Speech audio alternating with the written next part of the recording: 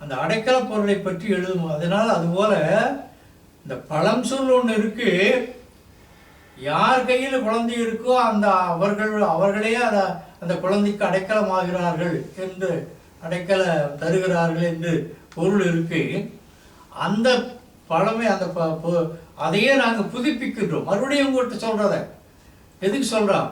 அதை நினைவூட்டுகிறோம்.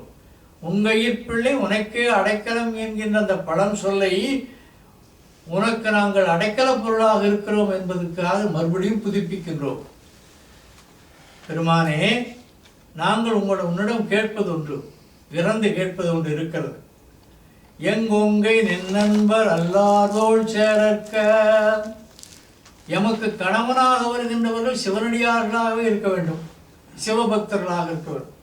அப்படி இல்லாத காரைக்கால் அம்மையாருடைய வாழ்க்கை என்ன பாடுபட்டது? சிவனடியார்களாக இருக்கும். எங்கை உனக்கல்லாது எப்படியும் செய்யற்க. எங்களுடைய கைகள் சிவபணிதான் செய்ய வேண்டும், சிவகைங்கரியத்தில் தான் ஈடுபட வேண்டும், வேறு எந்த பணிகளும் செய்யப்படாது. கங்குல் பகலெங்கண் மற்றொன்றும் காணற்க. இரவும் பகலும் மனவரதமும் நின்னுடைய திருவடி நினைவும் நின்னுடைய திருவோலக்க அந்த காட்சியும் அவைகளையே எங்கள் கண்கள் கண்டு கொண்டிருப்பதாக இந்த தன்மை இங்கு பரிசே எமக்கெங்கோ நல்கிய இந்த தன்மையை எங்களுக்கு நீங்கள் இந்த வரங்களை எனக்கு தருவாயானால் சூரியன் எங்கு உதிச்சா எங்களுக்கு என்ன, அது கிழக்கு உதிச்சானா மேற்கு உதிச்சானா அது எங்கு உதிச்சாலும் எங்களுக்கு அதை பற்றி கவலை இல்லை. இவைகளை மட்டும் எங்களுக்கு தந்தருடங்கள் என்று நோன்பினுடைய பயனாக அந்த பெண்கள் கேட்கிறார். போற்றி அருளுகளின் ஆதியாம் பாதமலர். ஆதியும் அந்தமும் இல்லா அரும்பெரும் சோதி என்று தொடங்கினார் இல்லையா? அது மறுபடியும் கடைசி பாட்டில் போற்றி அருளுகனின் ஆதியாம் பாதமலர். போற்றி அருளுகனின் அந்தமாம் செந்தளிர்கள். எல்லாவற்றுக்கும் தொடக்கமாக இருக்கின்ற பாதமலர்கள், எல்லாவற்றுக்கும் முடிவாக இருக்கின்ற பாதமலர்கள். போற்றி எல்லா உயிர்க்கும் தோற்றமாம் பூங்கழல்கள். அது படைத்தல். எல்லா உயிர்களுக்கும் தோற்றமாக இருக்கின்ற பொற்பாதங்களை நாம் போற்றி வணங்குகின்றோம். தோற்றம் என்பது படைத்தல். போற்றி எல்லா உயிர்க்கும் போகமாம் பூங்கழல்கள். எல்லா உயிர்களுக்கும் போகமாக இருந்து அவற்றை காக்கின்ற உன்னுடைய பூங்கழல்களுக்கு நாம் போற்றி வணங்குகின்றோம். அப்போ காத்தல். அடுத்தது போற்றி எல்லா உயிர்க்கும் ஈராம் இணையடிகள். எல்லா உயிர்களுக்கும் இறுதியாக அடைக்கலமாக இருக்கின்ற உன்னுடைய திருவடிகளை நாங்கள் போற்றுகிறோம். அழித்தல், ஈராம் இணையடிகள் அழித்தல். போற்றி மால் காணும் முகனும் காணாத புண்டரிகம். திருமாலும் பிரம்மனும் காண முடியாத தாமரை மலர் போன்ற பாத மலர்களுக்கு நாங்கள் போற்றி வணங்குகிறோம். இது மறைத்தல். படைத்தல், காத்தல், அழித்தல், மறைத்தல்.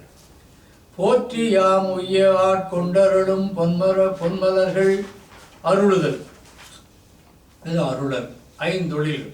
ஐந்தொழில்களையும் இந்த பாட்டில் குறிப்பிடப்படுகிறது. இறைவனுடைய 5 தொழில்கள். அது முதலே சொல்லியிருக்க. படைத்தல், காத்தல், அழித்தல் என்பது பொருள்கள் மேல் செய்யப்படுவது. மறைத்தல், அருளல் என்பது உயிர்கள் மேல் செய்யப்படுகின்ற தொழில்கள். இந்த 5 தொழில்களும் நடராஜ பெருமானுடைய திருவுருவத்தில் முன்பு எப்படி அமைந்திருக்கிறதுன்னு பார்க்கலாம். அதனால் இந்த திருவாசகத்தில் இருக்கின்ற தத்துவங்கள் அத்தனையும் சிவபுராணத்தில் தான் அடங்கியிருக்கு.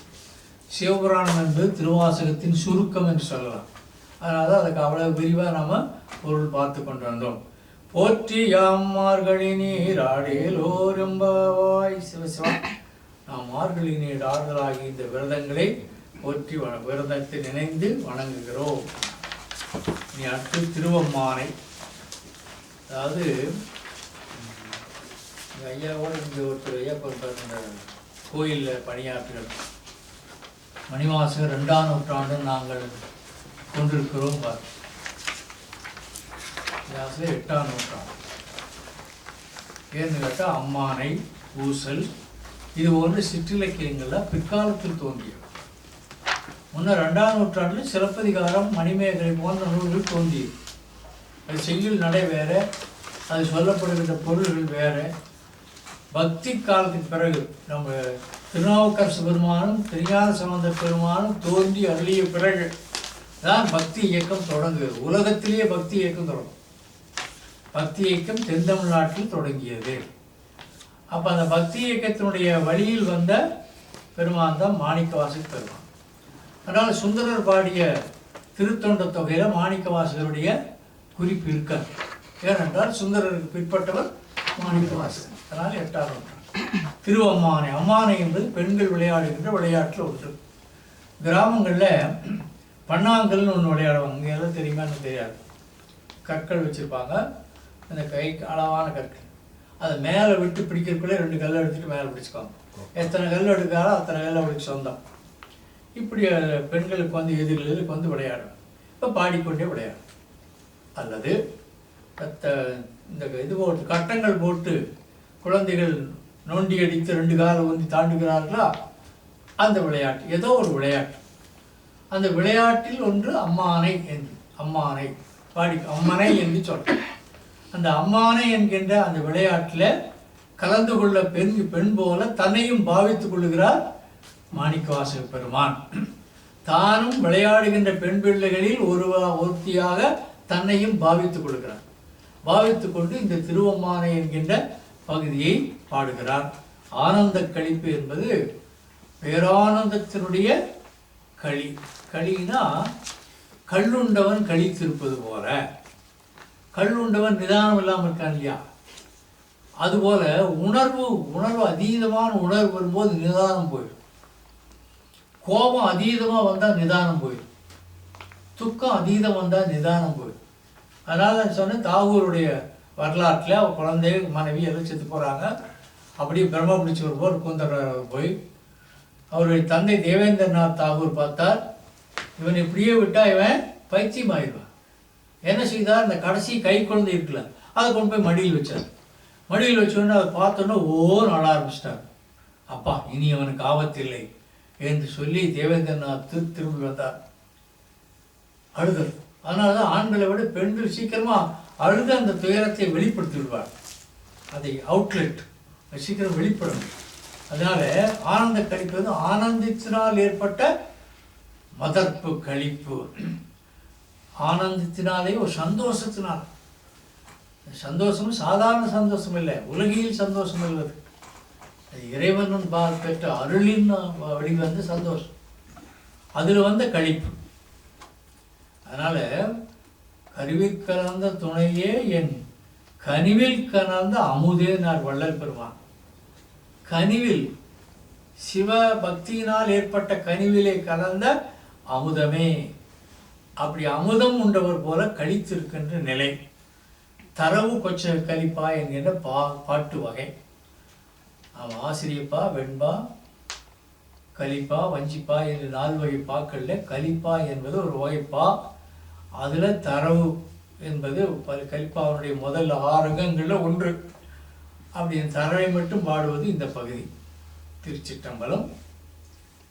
செங்கண் நெடுமாலும் சென்றிடந்தும் காண்பறிய பொங்கும் மலர்பாதம் பூதலத்தே போந்தருளி எங்கள் பிறப்பறுத்திட்டு எந்தரமும் ஆட்கொண்டு தெங்கு திரள் சோலை தென்னன் பெருந்துரையான் அங்கணன் அந்தணனாய் அகரை கூவி விடருளும் அங்கருணை வார்கடலே பாடுதுங்கானம்மானாய். செங்கண் நெடுமாலும் 3 அடி 2 அடியால் உலகழைத்து ஓரடிய வானத்தையும் வளர்ந்தவன் அவன். நெடுமால் நெடு என்று வளர்ந்தவன். அப்படி நெடுமால் கேவலம் ஒரு பன்றியா உருவெடுத்து நிலத்தை தோண்டி சென்றும் காண்பரிய திருவடிகள், காண முடியாத திருவடி. பிரம்மனுக்கு விஷ்ணுவுக்கு யார் பெரியவர் என்று சண்டை வந்தது. யார் பெரியவர் என்று 2 பேரும் சண்டை போட ஆரம்பிக்கும் போது நடுவில் ஒரு பெரிய நெருப்பு தூண் ஒன்று நின்றது. நெருப்பு மலையிலிருந்து ஒரு குரல் கேட்டது. இந்த நெருப்பு மலையினுடைய உச்சியையும் இதனுடைய தோற்றத்தையும் யார் முதலிலே கண்டுபிடித்து வருகிறார்களோ அவர்கள் தான் பெரியவர்கள்.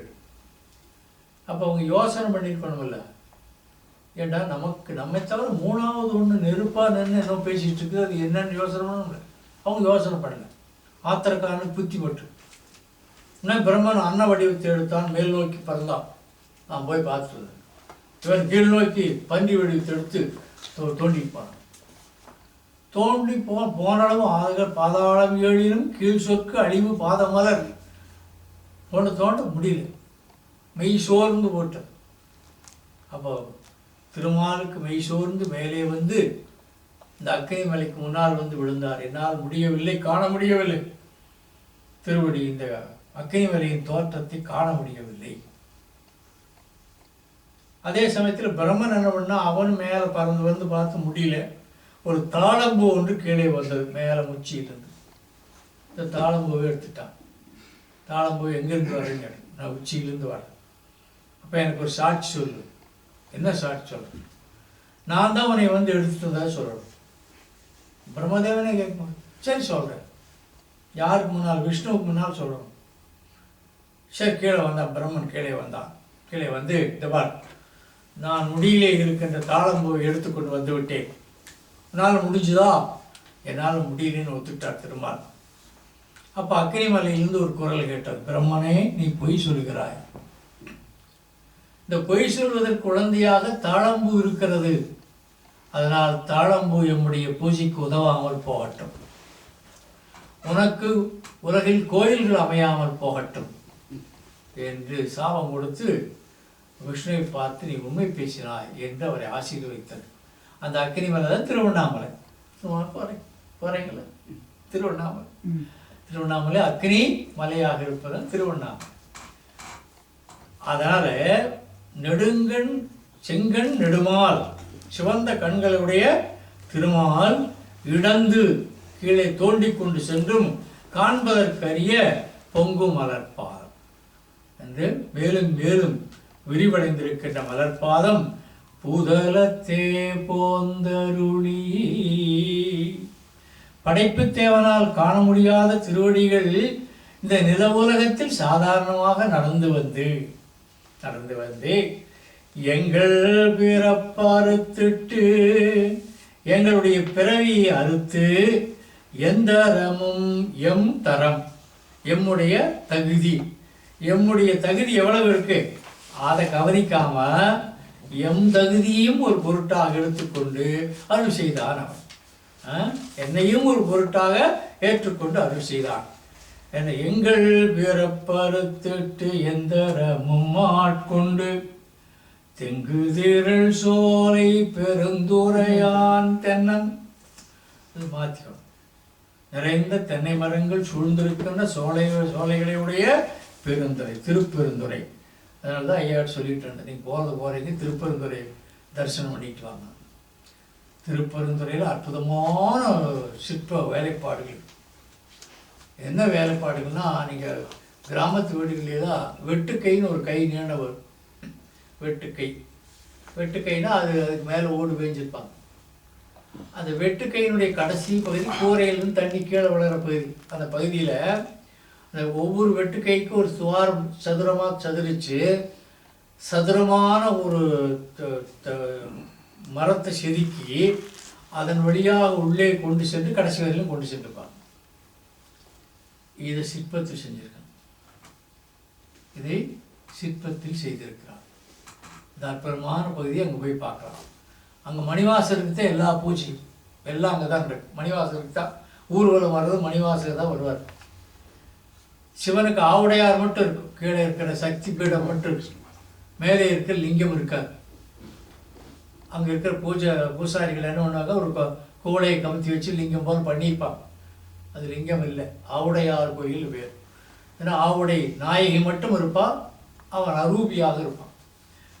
அந்த இடத்துல தான் குருந்த மரத்தடியில் மாணிக்கவாசக பெருமானுக்கு ஒரு அந்தணனாக, அந்தணர் என்போர் அறவோர் மற்ற உயிர்க்கும் செந்தன்மை கொண்டுள்ளலாம். வள்ளுவர் ஒரு இலக்கணம் சொன்னார். அந்தணனா யாரான்னு கேட்டான். எல்லா உயிர்களுக்கும் இறங்கி அருளுகின்ற அறவர்கள் யாரோ அவர்கள் அந்தணர்கள். யாராக இருந்தாலும் சரி, அது எந்த ஜாதி எந்த மதம் யார், எல்லா உயிர்களுக்கும் அருள் செய்கின்ற செந்தன்மை பூண்டு ஒழுகின்றவர்கள் அந்தணர். இப்போ அந்தண கோலத்தோடு சீடர்களுக்கு பாடம் நடத்திட்டு இருக்காரு. அப்போ மணிவாசக பெருமானுடைய தலையிலே கால் வைத்து தீட்சை தந்து அவரை தீட்சை தந்தோடனே அவர் மந்திரி பதவி இதெல்லாம் மறந்து வச்சு கையில் ஒன்று காசையெல்லாம் கோயில் கட்ட ஆரம்பிச்சிட்டார். அப்படி கட்டியதான் அந்த திருக்கோயில். எனவேதான் செங்கு திரள் சோலை தென்னன் பெருந்துரையான். திருப்பெருந்துறை என்பது பழைய பெயர், இப்பொழுது ஆவுடையார் கோயில் என்று ராமநாதபுரத்துக்கு பக்கத்தில் இருக்கிறது, புதுக்கோட்டை பக்கத்தில் இருக்கிறது. அது போய் பார்க்கலாம். பெருந்துரையான் அங்கணன் அம் கண். அம்னா அழகுன்னு அர்த்தம். அம் கண் கண்ணோட்டமுடைய கண். கண்ணோட்டம் என்ன? அருள் சொல்கின்ற கண். கண்ணோட்டமுடைய கண்.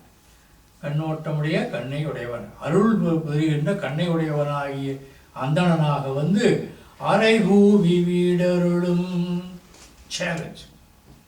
உனக்கு நான் வீடு பெறுகிறேன். எல்லா ஆன்மாக்களும் வீடு பெறும். எல்லா ஆன்மாக்களுக்கும் முக்தி உண்டு. ஆனால் அது முன்ன பின்னதான் வரும். எத்தனையோ ஆயிரம் பிறப்புகள் கடந்து கடந்து கடந்து அப்புறம் வந்து ஒவ்வொருத்தரும் மாணிக்க வாசகரை போல திருநாவுக்கரசரை போல அந்த பெருநிலையை நாம் எல்லாரும் பெறுவோம். ஆனால் அது என்னைக்கும் தெரியாது. எப்போவோ பெறுவோம். எத்தனையோ கோடான ஓடி பிறகு அது நமக்கு வாய்க்கும். அதனால் அங்கணன் அந்தணனாய் அரை ஊவி வீடருளும். வீட்டென்பத்தை கொடுக்கின்ற அங்கருணை வார்களே பாடுதுங்கா அம்மானாய். கருணையான வார்கடல் இது கடல் பூட்டப்பட்ட கடல்களை உடைய திருவடிகளை நாம் பாடுவோமாக. அம்மானாய் பெண்டுகளே நாம் இதை திருவடிகளை பாடுவோமாக. பாரார் விசும்புள்ளார் பாதாளத்தார் ஊரத்தார் ஆராலும் காண்டற்கு அறியான் எமக்கெளிய பேராளன் தென்னன் பெருந்துரையின் பிச்சேற்றி வாராவழியருளி வந்தன் உளம்புகுந்த ஆராமுதாய் அலைகடல் வாய் மின் விசிறும் பேராசை வாரியனை பாடுதுங்கானம்மானாய் பாடுதுங்கானம்மானாய். பார் என்றால் உலகம். உலகத்தில் இருக்கின்றவர்கள், வானத்தில் உள்ளவர்கள், விண்ணுலகத்தில் உள்ளவர்கள், பாதாளத்தில் உள்ளவர்கள், அதற்கு அப்புறத்திலே இருக்கின்ற உலகங்களில் இருக்கின்றவர்கள், யாராலும் காண்டற்கு அறியான். யாராலும் ஆராய்ந்து காண முடியாதவன். ஆராய்ச்சி அறிவினாலே அவனை அணுக முடியாது, அவனை காண முடியாது. ஆனால் எமக்கெளியன், பக்தி செலுத்துகின்ற எமக்கு எளியவனாக இருக்கின்றான். பேராளன் தென்னன் பெருந்துரையான் பிச்சேற்றி. பேராளன், எமக்கெளிய பேராளன் தென்னன் பெருந்துரையான் எம்மை பித்தாக்கி. எம்மை பித்தாக்கி. அப்பர் பெருமானுடைய பாட்டு ஒரு அருமையான பாட்டுக்குல்ல. முன்னம் அவனுடைய நாமம் கேட்டால், மூர்த்தி அவனிருக்கும் வண்ணம் கேட்டால், பின்னை அவனுடைய ஆரூர் கேட்டால், பெயர்த்தும் அவனுக்கே பிச்சியானால். இந்த சொல்லி அப்படியே வந்திருப்பார். பிச்சியானால் அன்னையையும் அத்தனையும் அன்றே நிற்த்தால் அகன்றால் அகலத்தார் ஆசாரத்தை தன்னை மறந்தால் தன் நாமம் கெட்டால் தலைப்பட்டால் நங்கை தலைவந்தாளே. அற்புதமான சிவகாமி சரிதம்னு ஒரு கல்கி எழுதி அற்புதமான நாவல் படிச்சிருக்கீங்களா? சிவகாமி சபதம் அருமையா, மிக அருமையான. பொன்னியின் செல்வன் அது போன்று எழுதுறதுன்னா உரைநடை கம்பராமாயணம் ரெண்டுமே. அதில் இந்த பாட்டையும் அப்பர் சுவாமிகளையும் அவர் மிக அற்புதமாக சித்தரிப்பார். முன்னம் அவனுடைய நாள் சிவகாமி ஆடுகின்ற நடனத்துக்கு இந்த பாட்டை முன்னிலைப்படுத்துவார். முன்னம் அவனுடைய நாமம் கேட்டாள். முதல்ல அவன் பேர் தெரிச்சு ஆரூரன்னு சொன்னான். ஆரூரன்னு சொன்னோன்னா அந்த பேரை கேட்டோன்னா அப்படியே ஆரூரன் மெய் சிலித்தது. முன்னம் அவனுடைய நாமம் கேட்டாள். அப்புறம் விசாரிக்கிறது எப்படி? அவன் ஆண்மகன் இல்லையா? மற்ற பெண்கள்கிட்ட விசாரிக்கிறது எப்படி? அவள் யாருன்னு கேட்டால் எப்படி இருக்கும்? எல்லாம் சிரிப்பாங்கல்ல. முன்னம் அவனுடைய நாமம் கேட்டாள், மூர்த்தி அவன் இருக்கும் வண்ணம் கேட்டாள். மூர்த்தியாக இருக்கின்ற அவனுடைய வண்ணம் எத்தகையது என்பதை அப்படி சாடமாடையாக விசாரிக்கிறது போல விசாரித்து அறிந்து கொண்டாள். முன்னம் பின்னும் அவன் முன்னம் பின்னை அவனுடைய ஆரூர் கேட்டாள். அவன் எங்கே இருக்கான்? திருவாரூரன். திருவாரூரன் ஆரூரா ஆரூரா ஆரூரா என்று அலறானில்லே என்றார் அப்பர் சுவாமிகள். திருவாரூரில் இருக்கின்ற பெருமானே என்று அலறு, திருத்தோறும் அலறு என்று அவனே சிவனே சிவனே என்று ஓலமடினும் உணராய் உணராய்கான் என்று சொன்னது போல அலற வேணும். திருவாரூரா ஆரூரா என்று அவர் முன்னம் அவனுடைய நாமம் கேட்டால், மூர்த்தி அவனுக்கு வண்ணம் கேட்டால், பின்னை அவனுடைய ஆரூர் கேட்டால், பெயர்த்தும் அவனுக்கே பிச்சியானாள். அது பித்து பிடித்தவளானாள். அதனால் என்னாச்சு? பெயர்த்தும் அவனுக்கே பிச்சியானாள். அன்னையையும் அத்தனையும் அன்றே நீத்தாள். தாயில அப்புறம் அன்னைக்கே மறந்துட்டான். இன்னைக்கு அப்படித்தான். காதல் கைப்பிடிச்சான்னா அம்மா அப்பாவை தூக்கி எறிச்சு ஓடிடுறாங்க இல்லையா? அது அதான் இயல்பு, இயற்கையினுடைய இயல்பு. ஒரு குடும்பத்தை அமைப்பதற்காக, ஒரு கூடு கட்டுவதற்காக பறவை பறப்பது போல பெண்ணை வைத்து தான் அந்த இல்லறம் என்கிறது இருக்குது. பெண்ணை தான் நடுநாயகம். அதில் செலக்ட் பண்ணுறது தப்பு பண்ணிட்டாங்கன்னா தப்பாக போயிடுது. நல்ல வசதியான வீட்டு பொண்ணாக இருக்க ஒரு மெக்கானிக் பிடிச்சிட்டு போயிடும். யாரும் ஊதாரி பயிராக இருப்ப பிடிச்சிட்டு வந்து போட்ட 2 மாதம் 3 மாதம் கழிச்சோடு உண்மை தெரியும். அப்படி நிறைய எங்கள் ஊர்லாம் நடக்கும். அன்னையையும் அத்தனையும் அன்றே நிற்றாள்.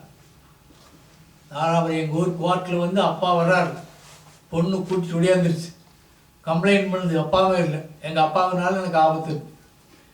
20 வயசு வளர்த்துல அப்பானால நடந்தே சொல்கிறேன் ஆபத்துன்னு சொல்லி. அப்பா வர்றார். அப்பா வந்தோடனே மூஞ்சி இந்த பக்கம் திரும்பி நின்றுது. அப்பா பார்க்க மாட்டேங்க. இப்போ இன்ஸ்பெக்டர் என்னோட எழுதி வாங்குறார். இந்த வீரர்களுக்கு நான் எந்த விதமான தீங்கும் செய்ய மாட்டேன் அப்படின்னு எழுதி வாங்கி கையெழுத்து வாங்கிட்டு நீங்கள் போகலாம். நீ ஏம்மா நீ காவல்கார கூட்டிட்டு போ. அன்னையையும் அத்தனையும் அன்றே நீத்தாள். அது இயல்பு, பெண்ணினுடைய இயல்பு. கல்யாணமாக என் தங்கச்சி, பெரிய தங்கச்சி கல்யாணம் ஆச்சு. கல்யாணம் ஆகி மாங்கல்யம் சூடி வெளியில் வந்து இது காரில் உட்காடுறாங்க. எங்கள் வீட்டுக்கு எப்போ வருவீங்கன்னா என்ன கேட்குதுன்னு பார்த்து, எங்கள் வீட்டுக்கு என்னார் வருவீங்க? அதுவரையில் நான் நம்ம வீட்டில் இருந்தது இப்போ எங்கள் வீடுன்னு. எங்கள் வீடு ஒருத்தருக்கு ஒரு பொண்ணு ஒரு பையனும். இப்போ பையனை வந்து பொண்ணு மேலே ரொம்ப ஆசை. பெற்றோர்களுக்கு பெண் குழந்தைகளுக்கு தான் ரொம்ப ஆசை. பெண்ணை ஒரு பக்கம் கட்டி கொடுத்தாச்சு. அது பேர குழந்தைகள், பேர பையன் ஒருத்தர் வந்துட்டான். இவனு மகனுக்கு ஒரு பேர பையன் 2 பேர் வர்றாங்க. 2 பேர் ஏறத்தாலும் ஒரு வயசுன்னு வச்சுங்களேன்.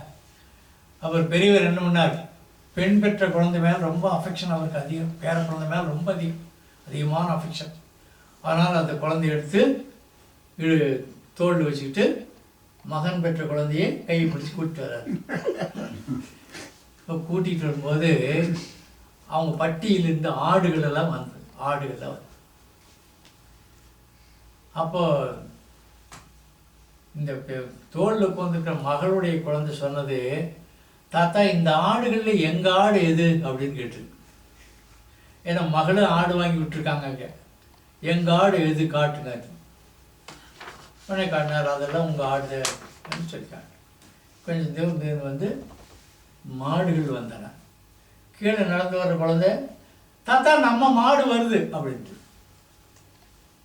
அது என்ன கேட்டது, எங்கள் ஆடு எத்தனை இருக்குன்னு கேட்டது. இது என்ன கேட்டது, நம்ம மாடு வருதுன்னு சொல்லி. உடனே இதை கீழே இறக்கி விட்டார், அதை கெடுத்து நீ தானே பேர் என்றதை எடுத்துக்கொண்டார். எதுக்கு சொல்லப்பட்டது என்றால், பெண் ஒரு கூட்டை, ஒரு வீட்டை, ஒரு இல்லறத்தை அமைப்பவளாகினாலே அன்னையையும் அத்தனையும் அன்றையை நீக்கின்றாள். சண்டை வந்துச்சுன்னா மாப்பிள்ளை சொன்னாங்களோ அதுதான். மாப்பிள்ளை மாமனார் வீட்டுக்கு போகக்கூடாதுங்கிறார், போகல. அழுதுகிட்டால் இங்கே வீட்டில் தான் இருக்குமே தவிர அங்கே போகாது. மாப்பிள்ளை என்னைக்கு போகிறாரு அன்னைக்கு காலம் மாறிட்டு வருது, அது வேற விஷயம். காலம் நீ என்னையா நீ இருந்துட்டு போ, நான் போய் எங்கள் அப்பா அம்மா பார்க்குறேன்னு காலம் மாறிடுச்சு. காலம் மாறிடுச்சு. அச்சம், நாணம், மடம், பயிர்ப்பு என்று 4 குணங்கள் பெண்களுக்குரியதும்பாங்க. அச்சம் அது இயல்பாகவும் இன்னும் இருக்கு. ராத்திரியில் அப்படி போச்சுன்னா வைத்துக்காங்க. நம்ம ஆண்கள் அச்சம், நாணம், வெட்க உணர்வு இன்னும் இருக்கு. வெட்க உணர்வுனா கண்டவாறு பார்த்த பக்கம் வெட்கப்பட்டு இருக்காரு. தன்னை ஆளுகின்றவனுடைய தன்னுடைய அன்புக்குரியவரை பார்த்தால் வருவது வெட்கம். கண்டவனெல்லாம் பார்த்து வைக்கப்படுறது வெட்கம் அல்லது. ஆமாம். அச்சம், நாணம், மடம், கொளுத்த கொண்டு கொண்டது விடாமல், விடாப்படியே உன்னை பிடிச்சது, அவ்வளோதான். விடாப்படியே உனக்கு இன்னைக்கு இந்த இதுக்கு பொன் தங்கம் வாங்கி வச்சா நல்லதுங்கிறாங்க. நீங்கள் எதாவது அப்படியாச்சும் கடனாவது வாங்கி அந்த அச்சய திருதியில் ஒரு கால் எடுத்துடணும். விடாப்படியா பிடிச்சபடியே விடாப்படியே அப்போ விட்டுருங்க. அப்போ சொன்னது விட்டுருங்க. அப்புறம் பின்னால் கொஞ்சம் சொன்னீங்கன்னா அப்படி ஏற்றுக்குவாங்க. அப்போ நான் கொண்டதே கோலம்னு. அச்சம், நாணம், மடம், பயிர்ப்பு என்பது தனக்கு வேண்டாதவர்கள் பக்கத்தில் இருக்கிறதுக்கு அருவருப்படைகள். அருவருப்பு தளிப்படையா தளிக்குறை இல்லாட்டி இது அந்த பூங்கை. இதெல்லாம் இன்றும் இருக்கின்றது. ஆனால் இப்போ கால நேரம் எல்லாம் மாறிடுச்சுனால, இப்போ சந்தர்ப்ப சூழ்நிலைகள்லாம் மாறிவிட்டதுனால அந்த உணர்வுகள் உள்ளத்தில் இன்னும் இருக்கு. ஆனால் அது வெளியில் தெரியாது. முன்னையெல்லாம் அப்படி இல்லை, இப்போ அந்த உள்ளத்தில் இருக்கு. இங்கே என்ன சொன்னார்? வாரா வழியருளி பேராளன் தென்னன் பெருந்துரையான் பித்தேற்று அன்னையும் அத்தனையும் அன்றே நிற்றால் அகன்றார் அயலிடத்தார் ஆசாரத்தை. காலில் பொண்ணு முகங்கழுவாமல், பொட்டு வைக்காமல், தலையை வாரிக்காம, இப்படி பேன நிலவு வாசப்படி நின்று எங்கேயோ வெறிச்சு பார்த்துட்டு இருக்கேன். இது என்னடா பொண்ணு, இது வயசு பண்ணாது என்று பக்கத்தில் இருக்கிறவங்கெல்லாம் கேட்குறாங்களாம். இதா அதை பற்றி சட்டை பண்ணல. அம்மாவுக்கு தான் கஷ்டம்.